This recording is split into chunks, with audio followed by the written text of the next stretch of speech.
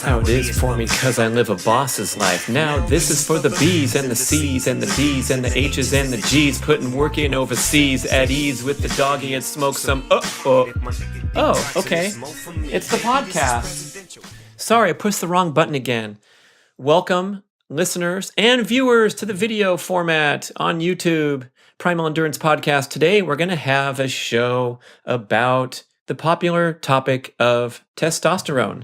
A few people wrote in asking for details, and a nicely worded message from JB was saying, I was listening to podcast episode 118. I think that was with myself and L. Russ, in which Brad discussed correcting his low testosterone problem. I'd like to hear more details about his process, and I'll put a note in the show notes about going to the blog article I wrote on my blog about this, or you can Google Brad Kearns blog and find that. So JB is writing because he's slowed down, rested, relaxed, and so JB is asking, besides slowing down, resting, and relaxing, Brad also mentioned some supplements. What were these? I'm a 54-year-old man with low T. I have tried the usual natural ways to correct it without success, such as heavy weightlifting, sprinting, nearly eliminating gray zone training by switching to the MAF heart rate training, eating plenty of healthy fats, and doing regular yoga and relaxation exercises, supplementing with DHEA, but my testosterone remained low, around 170. That's a serum testosterone value, with the normal range for males going from 200 up to over 1,000. So that's definitely in the low category. I worked with both my regular physician and an endocrinologist, and they both recommended testosterone replacement, which I started. I do feel like my low T problem is at least partly stress-related, because when I'm on vacation, my libido increases significantly. Imagine that. A related issue is I'm having a hard time balancing healthy exercise and slowing down, as recommended in Primal Endurance book, with maximizing my performance in triathlons and mountain bike racing. For example, when I'm training for a triathlon, I feel like I need to do a long endurance run every week or two, plus sprinting or hill repeats every week in order to race well. And similarly, for cycling and swimming, I need to do a long workout at MAF heart rate, plus some intervals every week. Additionally, I like to lift weights once or twice a week, do some yoga, core strengthening, and postural exercises. This all adds up to a lot of workouts per week, but I feel like they all provide unique benefits, so it's hard to give up any of them. How do you figure out what to give up in order to ensure sufficient recovery between workouts? Whew, I wonder if you can guess what I'm going to say to JB, man. Yeah, that's a lot of workouts. That's a lot of ambition to try and accomplish every week, week in, week out. This will lead to breakdown, burnout, illness, injury, and low testosterone when you're an enthusiastic, passionate endurance athlete trying to improve fitness by doing it all, basically. So when you're talking about needing to do that long over-distance workout every week, along with intervals, along with hills, along with the complementary movement and mobility exercises, it's starting to add up to too big of a pile on the stress side of the balance scale.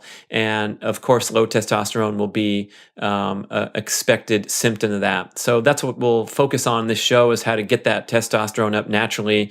And I'll bring in some interesting insights from other people and all that. But first, what I said to you in writing was, it seems like you're doing a lot of things well in terms of making these adjustments, except to your training. We'll talk about that in a second.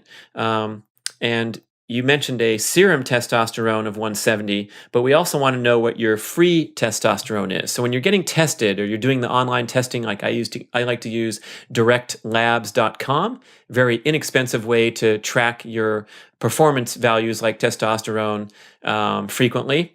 You get the free testosterone, which is the most common reading, but also the serum, which is the most common reading, but the free testosterone is the amount that's available and being used in the bloodstream. So it's possible to have a high level of serum and then a low level of free testosterone, which is exactly what was going on with me last year when I was struggling. So the free testosterone is important, but it's quite likely in JB's case, with his serum level that low, that his free is also in the clinically observed low category, and making him a candidate for testosterone supplementation. Although I would always like to see that as a last resort. Since the very beginning of my athletic career, I have followed this belief system, this philosophy strategy of not putting anything into my body and taking only what my body gave me each day and nothing more. And that extends to even caffeine. I tried to be completely avoiding caffeine when I was a professional athlete, despite the widespread use of that substance among endurance athletes. And my reasoning was that if I was experiencing fatigue, if I woke up and felt lousy and sluggish, I wanted to feel the full extent of my condition of my body rather than take a central nervous system stimulant to try to artificially bolster my energy levels and perhaps causing me to make an ill-advised training decision because I was jacked up on caffeine or caffeine and loud music and the energy of a group meeting to do a workout where you wake up, you feel crappy, you're stiff, you're sluggish, maybe even you have a hot feeling in your body or a sore throat and things that you can easily override by pouring a hot liquid down your throat. So that also goes for performance enhancing agents such as testosterone. Of course, the banned substances goes without saying. As an athlete, you make a decision whether to compete clean or dirty. And fortunately, I competed so long ago that the tremendous performance enhancing drugs, the game changers like EPO for endurance athletes, weren't around. And nowadays, it's a very disturbing and tricky situation to try to clean up major professional sports when, in fact, taking something like a blood boosting product as an endurance athlete not only is not bad for you, it actually probably preserves your health better because of the crazy stuff that you're doing. At least you're doing it when you're jacked up on red blood cells and perhaps even testosterone. And early in the series of Primal Blueprint podcasts, Mark Sisson and I go off on this topic to great extent because it's a topic that we're very passionate about and informed about and have moral judgments about. So I think you'll enjoy listening to those shows if the topic of doping interests you. But back to the personal decision of JB to take testosterone supplementations, I love to see this as a last resort after all lifestyle modification efforts have been implemented, because I really feel like when you're reporting such an intense training pattern, such an arduous training pattern of workouts every week, that's something that could be addressed and deliver immediate natural results on boosting up that testosterone and other hormone and other trackers of health and vitality rather than fatigue and breakdown. So I continue to my written response. If you read the Primal Endurance book, you will realize that your intense workouts are merely fine-tuning a small engine, while taking the time to build a base is building a bigger engine for long-term success. Read the anecdotes in the book about my career, as well as Mike Pigg and Mark Allen. Slowing down to go faster works. It might take a year, but you will blow doors off next year if you slow down. Get your hormones optimized, especially. How can you compete in endurance events with low T? It's just ridiculous. Incredible disadvantage. And avoid those chronic training patterns at all costs. From the story you relate, you should probably cease all high intensity training until you get better blood numbers. Until that testosterone goes up, there is absolutely no call to push yourself. And I appreciate JB making the comment that I tried to do the right stuff, like sprint and do high intensity strength workouts, because in a normal, healthy setting, healthy person, doing those sprints and doing those intense strength sessions will cause a testosterone spike. That's the anti-aging benefits of doing brief, intense workouts, making sure that they're brief. However, if you're already in a drag-ass situation and then you're throwing in high-intensity workouts in the name of increasing testosterone that's low, they're going to make you tired. So we got to back off totally from the exercise stress in total and then tiptoe back with some healthy, nourishing things like the very, very low-level aerobic workouts. From the story you relate, you should cease all high-intensity training until you get better numbers and better subjective feelings of energy and libido. So interesting comment, too, about his vacation. So he's getting out of his normal daily routine, not only training, but everything else, the stresses of work and hectic modern life. And that is a real testosterone killer. So we got to look for ways to minimize the stress, especially the chronic nature of stress in modern life. Remember that cortisol, the primary stress hormone, the primary fight or flight hormone that helps your body function at a heightened level, helps convert amino acids into glucose for quick energy, helps you concentrate further and get that wired feeling on stress where you're performing at your peak, whether it's in athletics or giving a speech at work or holding court over the staff meeting in your boardroom. When you ask that cortisol to be dispensed too frequently, that's why chapter 10, the final chapter in the book, is called the cortisol showerhead.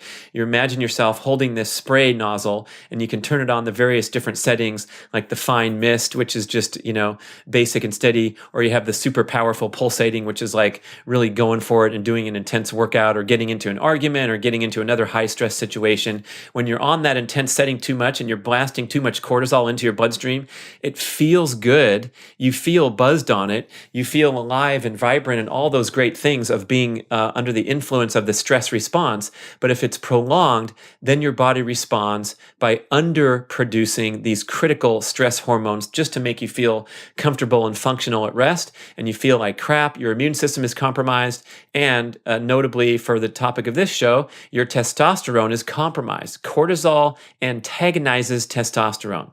Okay, so if cortisol is prolongedly elevated in your bloodstream, the testosterone is going to be suppressed over the long term, and you're going to get adverse blood readings, not just on a day-to-day basis, but it's going to be a problem. You're going to feel drag ass. You're going to get those familiar symptoms. I should read those off, although they're so obvious, just to set the context here before I finish my answer to JB. So symptoms of low testosterone are low blood values, obviously, low sex drive, erectile dysfunction, low semen volume, the amount that comes out. Remember Fast Times at Ridgemont High? It should be around a quart. That was Phoebe Cates' classic line. Sorry.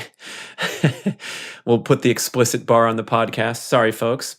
Okay. Other symptoms: hair loss, fatigue, lack of energy, reduction of muscle mass, more accumulation of fat, especially around the abdomen. So you get the beer belly of middle age is caused by hormonal irregularities, including declining testosterone, which is often exacerbated or driven by a high insulin producing diet, the insulin taking that testosterone out of your bloodstream because it's a storage hormone rather than letting that free testosterone circulate.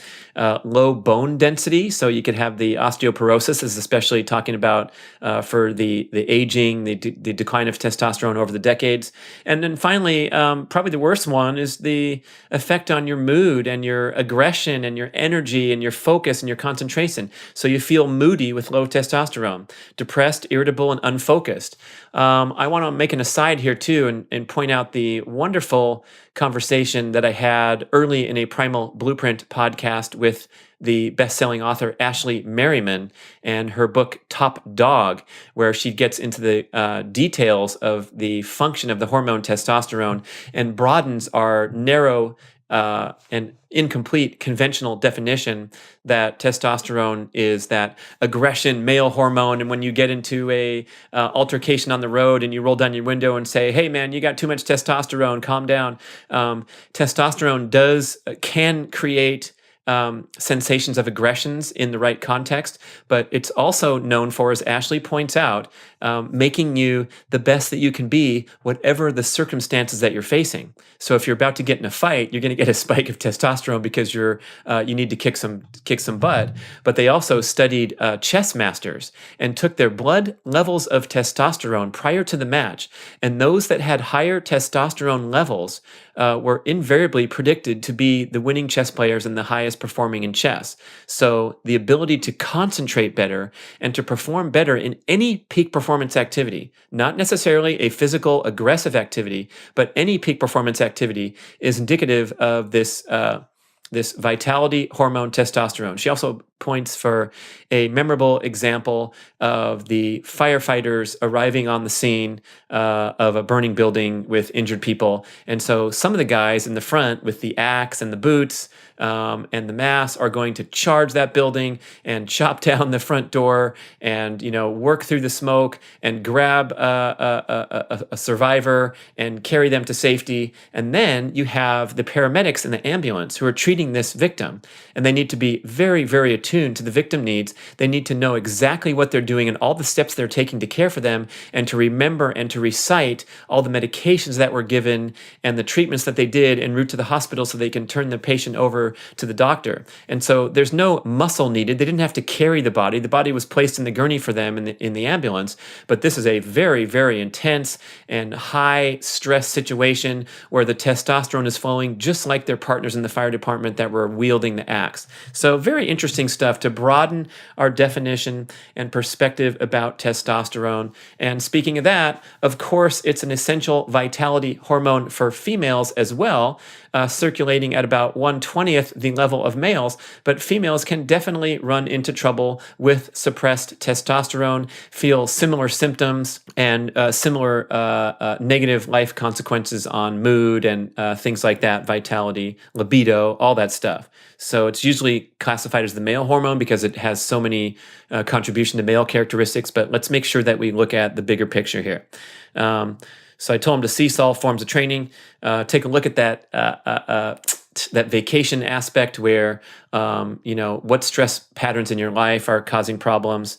But I think right away the triad, the emergency thing to do is get rid of all those intense workouts and definitely all those chronic workouts. Okay, another listener, Josh, wrote in asking for more details, especially on the story that I related on the podcast breezily with Elle. So what happened was about a year before this broadcast, April 5th, 2015, I had dug myself a nice overtraining spiral by unwittingly training aerobically, but at a misidentified maximum aerobic heart rate number of 142 beats per minute. So you can learn from my mistakes, and that's why we did all the research for primal endurance and decided to come out strongly in favor of Dr. Phil Maffetone's calculation of 180 minus your age equaling your maximum aerobic heart rate, rather than go to some of the scientifically popular notions like using your ventilatory threshold calculation in a lab to determine max aerobic heart rate, or calculating it off a percentage of max. So I know my max heart rate. I've seen it during sprint workouts at 190 beats per minute, which is higher than my prediction for my age. So calculating off that, even going with 75% of max, I was up at 142, which was far too high for me to thrive aerobically, and in fact dug me a nice, slow, steady spiral into overtraining pattern, because my true aerobic maximum, according to the Maffetone formula, was only 130 beats per minute, because I'm an old 50-year-old guy, so I had no business training at 142. So on the heels of several months of ill-advised black hole training where I was exceeding my aerobic max, again, these are not stressful workouts. I was just jogging at a comfortable pace of 142, but over day after day, week after week, month after month, I was digging myself over training spiral, went and had my blood tested. My serum testosterone was 682, which is quite high. Again, the normal range, 348 to 1200. But my free testosterone, the circulating form, was only 6.8. So the body was not using all the testosterone available, was not being used and circulating in the bloodstream. The normal healthy range for men is 7.2 to 24. So when I'm coming in with 6.8, I am officially labeled by a medical community as a hypotestosterone candidate, candidate for testosterone replacement therapy. Muy mal noticias, que lástima por Bradley, porque estaba un atlético magnífico en los años pasados y quiero quedar con mucha fuerte con las cosas atlético como high jump y como speed golf. So that was a bummer, man. I mean, 50's old, but it's not that old. And I wanted to continue with enjoyment and athletic and fitness activities. Okay, so I'm going to cut to the end of the story, the happy ending, October of 15. So that's what, 6 months later, May, June, July, August, September. 6 months later, I go into the same lab, same circumstances, and I deliver a serum reading of 1,012 and a free testosterone reading of 14.7. Both of those are exceeding the 95th percentile for my age group of 50 to 54. And I'm going to read some references just in case you can go look up your blood tests and are curious. But I went from a medical patient who had every validation to go and start taking supplemental forms of testosterone and going down what I feel is a slippery slope where I'm starting to mess with my body chemistry externally. I feel that should be a last resort. I went from that to a level that is on the par of a high school athlete in a very, very short time, just with lifestyle modification, no drugs, minimal supplements. Although the guy asked me for some things, I was doing the very basic stuff, mainly the Primal Master Formula, some supplemental C, B complex, magnesium, just basic stuff. Nothing magical, nothing expensive, right? Except for the Master Formula, because it's the very best vitamin you can get, and I've been taking that for years and years as the baseline protection against imperfections in diet or high stress modern life. So let's talk about some percentiles really quickly. If you're in the 25 to 29 age group, these are the medians or the means. 669. These are all serum readings. That's the most common reading. But again, free is really important to test free, not just serum. And the 95th percentile for young guys is 1,000. When you're 30 to 34, it goes down to 621. 35 to 39, 597. Same with 40 to 44. 45 is 546. 50 to 54, my age group, the median or the mean, for serum is 544. So I basically doubled the mean. And then 55 to 59 is 552.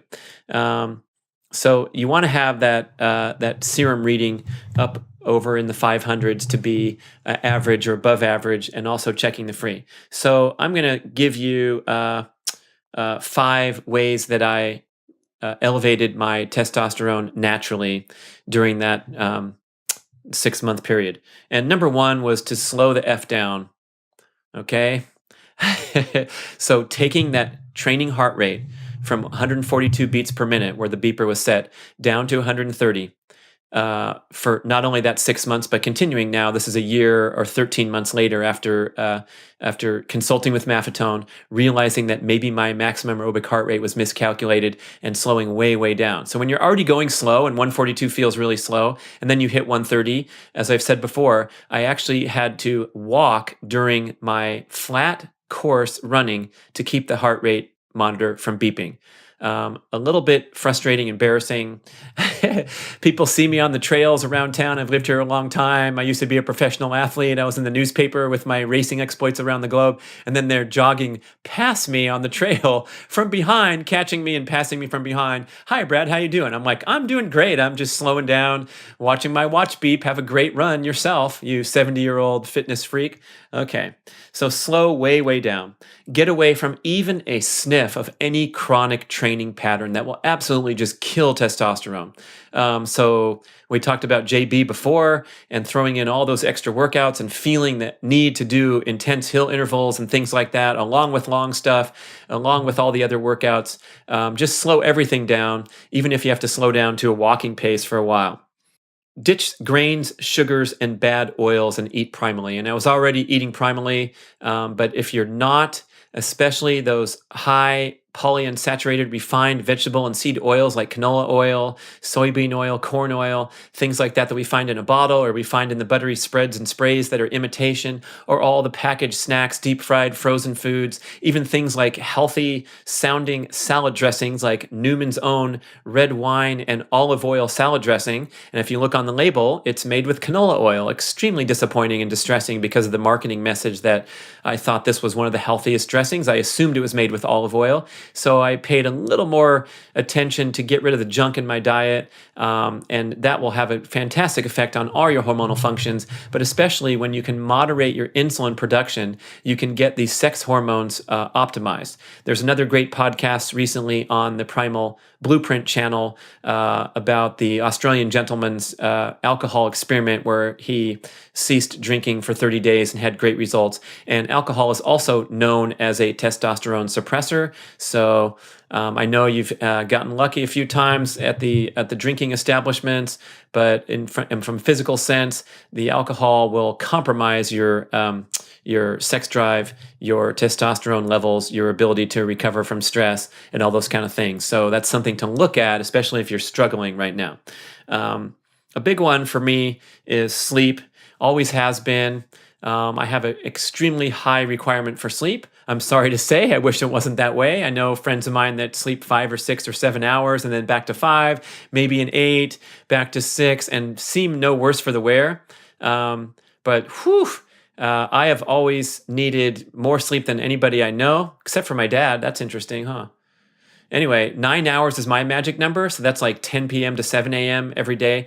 And whenever necessary, whenever I feel dragging or performing at less than my peak cognitive focus in the afternoon, I will go down for a 20 to 30-minute nap. And this has tremendous benefits for me. And it's also known that napping has an especially beneficial positive effect on sex hormones. So you can grab a quick nap, especially if you're sleep deficient. And you can tell you're sleep deficient if you feel foggy and draggy and groggy in the afternoon. So you go down for a nap, boom, you kick into this repair and restoration pattern, growth hormone levels spike, testosterone spikes during your nap, and you can't get any more powerful testosterone booster than a true power nap. And I hear a lot of people say, yeah, I can never take naps. I'm too wired or whatever. Get yourself into the practice and get good at taking naps. Find a appropriate area. If you claim that there's no appropriate area, I guarantee you, if I come over to your workplace or wherever, I can find within a few minutes drive or walk or some private, quiet place, even in the corporate workplace setting in the big, tall building, there's ways where you can go into the supply room. I made a little cubby. I should reveal this now for the first time. When I was working in Silicon Valley, there was a big storage room with boxes, and I moved all the boxes from the back wall like 3 feet in, so you couldn't even see when you walked in the room. It just looked like stuff full of boxes, but there was a little tiny spot in there where I put a camping pad and a blanket, and oh man, I would crash there anytime at a moment's notice. If I felt it, I'd just say, I'll be right back, or something like that. I'm going to go down and see somebody on a different floor, and I would go down for a 20-minute nap, and it was glorious because when you wake up, when you become good and skilled at napping, you wake up feeling refreshed and energized, and what's happening down there inside your brain is you are literally refreshing. So you feel refreshed when you wake up from a nap. You are refreshing the sodium potassium pumps that helps the synapses of the brain function. You've heard that term sodium potassium pumps when we talk about muscles. And when you're lifting weights and recovering, you need those sodium potassium pumps to recalibrate and rest. And that's why, for example, you can only do 12 reps, then you rest for a couple minutes, you can pick the weight up again and do 12 more reps, is because during that downtime, your muscles are regenerating, and the way that they fire the neurons and the fibers fire is being restored. Same thing with your brain function when you nap. And evening sleep, we have whole podcasts about that, so please search for those with all the tips about keeping a quiet, dark, mellow room of minimal stimulation. Definitely, absolutely, positively minimizing artificial light and digital stimulation after dark has a direct effect. One of the most profound testosterone killers is that excess light during the evening time. When you expose yourself to excess artificial light and digital stimulation after dark, you are stimulating the release of cortisol into your bloodstream. That's why when you're watching a cool show on Netflix and you're a little tired when you started the show at 9:45, but at 11 you're wide awake and wanting to watch another one in your queue, it's because of the influence of the stress hormone cortisol and other stress hormones keeping you jacked up at night, possibly causing you to crave sugar, because that goes hand in hand with this stress response kicking in when you should be feeling sleepy and feeling the effects of melatonin in your bloodstream to have your eyes start nodding off and putting you to sleep. So when it's dark, when you're not stimulating yourself with screens of any size, even little guys count, so no more iPhones in bed, put that all aside, like Arianna Huffington's doing a great job with her new sleep book, saying put the screens in the other room, charge them up and get into a hot bath and do a ritual. Beautiful advice. I love it from a power person like her to say it's okay to sleep and rest. Another tidbit from one of her podcasts was at Huffington Post when she was ruling the operation, she would take naps in the afternoon with the curtains open in her office window. So people would walk by and see her napping, and knowing and setting that tone that it was okay in that corporate workplace culture to nap. Beautiful, beautiful story. Thank you, Arianna. Come on the podcast. Let's talk sometime. So I'm looking for my 9 hours of sleep a night. That's my magic number. I know there's some personal variation here, but the goal is to wake up feeling refreshed and energized near sunrise every day. That is your assignment, or that's your litmus test to see if you're getting adequate sleep. If you need alarms, if you need snoozes, if you feel lousy until you have a pot of coffee, you're not getting enough sleep, period, and you're altering your sex hormones, period. recalibrate your mindset. This is number 4, right? So number 1 was slow the F down. Number 2 was clean up your diet, especially getting rid of the grains, sugars, and bad oils. Number 3 was sleep and take naps. And number 4 was recalibrate your mindset from the high stress, reactive, impatient type A characterization toward a more type B characterization. This is my current personal quest. I'm actually working on a book right now on this topic of switching over from type A that has served all of us so well, all of us high achievers and performers and competitive types, served us so well in the workplace and in the athletic arena, and going and achieving and consuming. And now maybe it's time for reflection. I know I hit the big 5-0 and realized that, geez, I have a whole nother life to live. On the other side of 50 here, and maybe there's different ways that I can optimize, and maybe I can reject some of the peak performance attributes that I thought I needed so much, that I thought served me so well, for something more nuanced that might even lead to more happiness, fulfillment, and even productivity. Okay, so reject that high stress, reactive, impatient type A characterization and try to get a little more type B into your life. We're going to compose a song for it too. Maffetone, you interested? All right. Maybe you were forced to cultivate these personality attributes in a very competitive world, but now you can think about rejecting them or reframing, recalibrating them, relaxing, being patient, focusing on one peak performance task at a time. That kind of fun stuff, definitely. And I know that goes back to JB and his nice comment about being on vacation and feeling some increased vitality.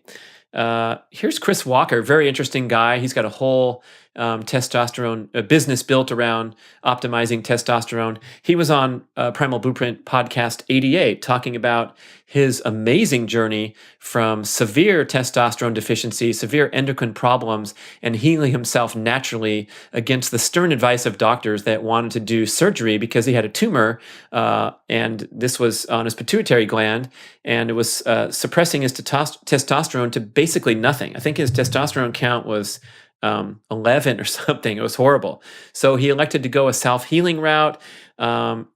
Features of that were a lot of walking instead of doing the crazy triathlon training that he was doing while he was a high-stress, high-performing student at Duke University and training for triathlon and getting a testosterone level of 0 and getting this pituitary tumor and feeling tired and stressed and had to drop out of school. It was so bad. So he healed himself by walking, changing his mindset, interestingly, and he talks a lot about that on the podcast, and eating primally. So he switched to primal, got that excess insulin out of his bloodstream, and his testosterone skyrocketed in a short time up to 1,192 serum reading. You can read more about him at testshock.com. Test shock. So Chris says there's also some other things to point to in regards to low testosterone, or perhaps he blames his medical condition on, first, micronutrient deficiencies caused by the modern diet and exposure to chemicals. So one possible cause for considering supplementation is to bolster what might be missing from the modern food supply. Number 2 is the effects of pharmaceutical use. And if you look in Primal Blueprint, Chapter 2, the Grok versus Korg classic story, and the popularity of these widely dispensed pharmaceuticals, like statins, like the Nexium, the digestive ones, Ambien, the sleep ones. These will mess with your hormones, especially testosterone. So if you're on prescription drugs, Dr. Maffetone in his heart rate calculations informs you that you need to lower your maximum aerobic heart rate by 10 beats if you're on any prescription drug, due to the side effects, powerful side effects of all drugs. It's not funny business, and that's why Primal Blueprint is always advocating an effort to make natural dietary and lifestyle improvements to wean yourself off of dependency on drugs, with your doctor's blessing, of course, one day when your blood values look good. This would probably also include testosterone therapy. So if you're on testosterone therapy, you're feeling better, your libido's better, you got no complaints, but you're also eating crappy and you're overtraining and doing things like that, it's predictable that your results aren't going to last. You're going to have complications, side effects. You're going to need more of the exogenous hormone, which is going down a slippery slope, like I said before. So we want to optimize lifestyle first before we look to drug intervention. So Christopher says, micronutrient deficiencies, effects of drug use, effects of over-the-counter medications and supplements that tax the liver. So a lot of a lot of pointing to the liver. I believe I read that in some of the alcohol literature, that the reason it's messing with sex hormones is because it's overtaxing the liver, challenging your ability to recover from stress and recalibrate testosterone. That does get driven down by, let's say, intense exercise or a hectic week of jet travel and work and commuting and arguing and all these kind of things that elevate stress hormones, lower the sex hormones. Finally, or number 4, chronic stress caused by modern life resulting in overworked adrenal glands. And number 5, medical-based lesions like hypothalamus pituitary tumors, and the thing that he had in particular. So I think that gives you a lot to chew on. Some directives, especially the one I can emphasize most, is slowing down and mellowing out with your exercising. And if you look at the traditional providers of medical information, WebMD or whatever online, I fooled around and saw what they had to say about testosterone. And they're, of course, advocating that you get out there and exercise. And the men's magazines will say that the intense exercises will help boost your testosterone.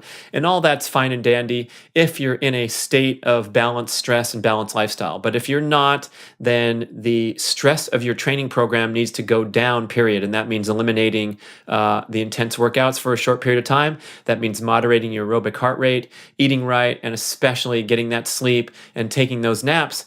Good luck, and thanks for listening to the Primal Endurance Podcast. Talk to you next time. This is host Brad Kearns. You know Snoop Dogg's testosterone levels are optimal, so we'll try to take some advice from him, but don't listen to the lyrics. 50 saves on off the bucket, don't tape it in the end. Are you someone who appreciates a fast, casual dining experience? Is it important that the taste of your food and the freshness of the ingredients take center stage? Well, bringing that experience to a table near you is the mission of the hottest new franchise concept in North America, Primal Kitchen Restaurants. If you want to learn more about this one-of-a-kind franchising opportunity, go to primalkitchenrestaurants.com. That's primalkitchenrestaurants.com.